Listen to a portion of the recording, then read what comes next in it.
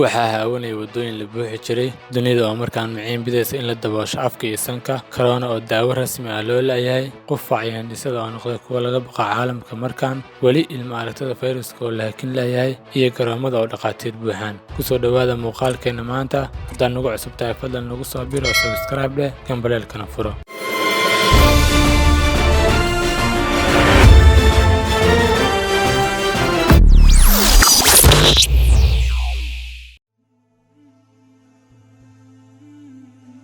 السلام عليكم داودة مقعي ودكتور عبد الغني muuqaalkan waxaan kaga hadli doonaa siyaabo ama sababo keena in cudur coronavirus ku faafo caalamka iyadoo meel kasta oo waddan laga soo gala ka jiraan baaritaano looga hortagayo dadka qaba cudurka si aysan ugu gudbin mujtamaca kale ee waddanka ay yimaadeen haddaba sidee cudurkan ku gudbaa iyadoo xaaladdan jirto aqoonyahanada caalamka maxay ka dhaheen ku daawa muuqaalkan maanta sidoo kale inaad fikirka cudurkan kaga aadan ila wadaagto waa kaa rajaynaa oo commentiska ii waraabto aan bilowna muuqaalka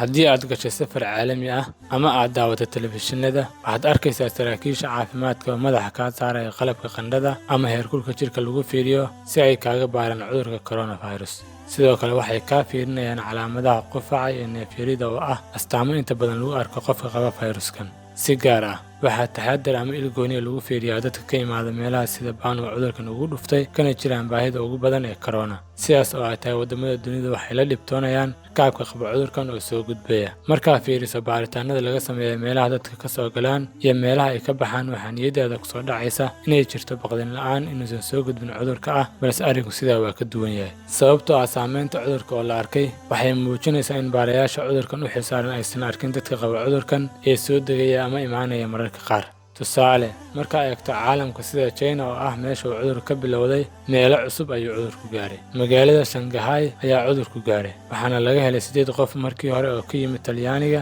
markii ay soo degeen baaritaanada ay ka gudbeen oo lama arag tusaale kale UK ama England iyadana qofkii ugu horeeyay oo Soomaaliya baa laga helay sida la sheegay qof airportiga ka soo qaaday ayuuna ka qaaday cudurka taas ayaa la micnaa in cudurka la dheelsaday ama la yareystay oo calaamadihiisa qaar haddii la arko aan ihtimaam badan la siinin qofkaas sidaasna uu bulshada ugu gudbo sidoo kale waxaa jira dhowr waxyaabood oo hoos u dhigay in cudurka la ogaado dhanka garoomada iyo dekedaha kaliya in la fiiriyo heerkulka maqaarka balse aan la fiirin meelaha ugu muhiimsan ee xumadda qandhada ama kaarka laga fiiriyo sida kilkisha iyo afka kulcabiraha gacanta inuusan sax sheegin ayaa laga yaabaa maadaama cimiladu qofka maqaarkiisa kuleyl ama qabow ka dhigayso waxaa caqabad kale oo keeni karta qofka inaan lagu arag COVID-19 ayaa ah in qofku cuno kaniini kaar ama qandho jabiye ah kuwaas oo qarinaya calaamadaha qofkaas lagu arki lahaa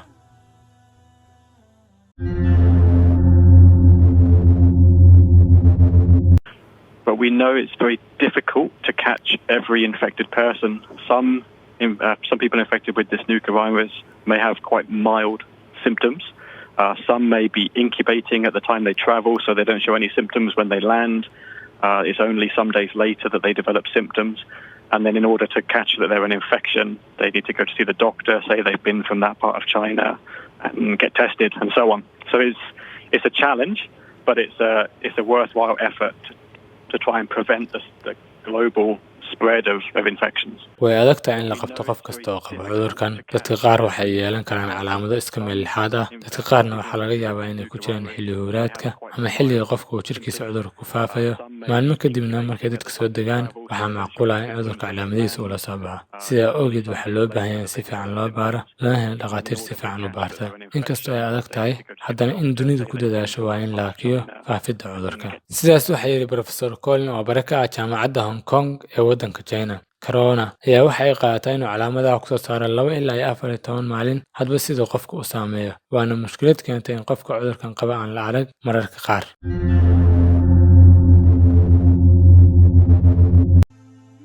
haddaba ka Soomaali ahaan iyo bulshada kale ee af Soomaaliga taqaan maxaa la gudboon oo isaga ilaalin karnaa cudurkan adeegso qaabkan oo kaga hortaga caabuqa COVID-19 loogu magac daray kow xiro maski oo ah mar lagu daboosho afka iyo sanka si neef mareeka kugu ilaalsanaado maadaama cudurkani saameeyo sambabada iyo meelaha hawada marto. 2. Dhaqo gacmaha markastoo aad wax ku taabato ama marso jeermis dilaha alkoholka iyo waxyaabaha kale ee dila wasaqda. Haddii aad awoodona xiro galoofis. 3. Iska ilaali salaadna gacanta si aad caafimaadkaaga uga taxadarto. Haddii aad isku aragto calaamadaha cudurkan oo ah qufac, neef yari iyo cuncunsanka ah mararka qaar, fadlan la xiriir dhakhtarka kugu dhow oo ka taxadar naftaada. kuwan ayaa kuu noqonaya ka hortag. Muuqaalkeena maanta intaas ayuu ku egyahay. fadlan ha iloowin inaad subscribe dhahdo, gambaleelkana furto, asxaabtaadan u sheergaraysid. haddaad ka heshayna like saartid, mahadsanid. la soco muuqaalka xiga.